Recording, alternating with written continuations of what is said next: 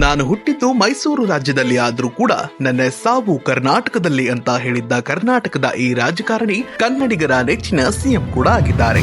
ಇದು ರಾಜ್ಯೋತ್ಸವದ 100 ದಿನ 100 ಜನ ರೀಲ್ನ ದಿನ 3. ಈ ರಾಜಕಾರಣಿ ಬೇರ್ಯಾರೂ ಅಲ್ಲ, ಅವರೇ ಮೈಸೂರು ರಾಜ್ಯವನ್ನ ಕರ್ನಾಟಕ ಎಂದು ಮರುನಾಮಕರಣ ಮಾಡಿದ ನಮ್ಮ ಮಾಜಿ ಸಿಎಂ ದೇವರಾಜ ಅರಸುರವರು. ಕರ್ನಾಟಕದ ದಿಟ್ಟ ನಿರ್ಣಯಗಳು ಮತ್ತು ಕಠಿಣ ಅನುಷ್ಠಾನ ಯಾರಾದ್ರೂ ಸಿಎಂ ಮಾಡಿದ್ರೆ ಅವರು ಡಿ ದೇವರಾಜ ಅರಸುರವರು. ಉಳುವ ಬನಿ ಭೂಮಿಯ ಒಡೆಯ, ಜೀತ ಪದ್ಧತಿಗೆ ಕಠಿಣ ಕಾನೂನು ಕ್ರಮ, ಮಲ ಹೊರುವ ಪದ್ಧತಿ, ದೇವದಾಸಿ, ಹೀಗೆ ಅನೇಕ ಅನಿಷ್ಟ ಆಚರಣೆಗಳನ್ನ ಕಠಿಣ ಕಾನೂನಿನ ಮೂಲಕ ನಿರ್ಬಂಧಿಸಿ ದೇಶದಲ್ಲೇ ಮೊದಲ ಬಾರಿಗೆ ಕರ್ನಾಟಕ ಮಾದರಿ ಎಂಬ ಪದಕ್ಕೆ ನಾಂದಿ ಹಾಡಿದ್ರು.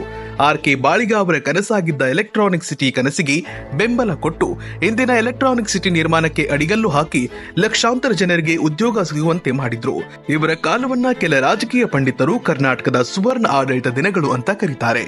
ದೇವರಾಜ ಅರಸುರವರು ನಮ್ಮ ಕರ್ನಾಟಕದಲ್ಲಿ ಹುಟ್ಟಿದ್ದು ನಮ್ಮ ಹೆಮ್ಮೆ.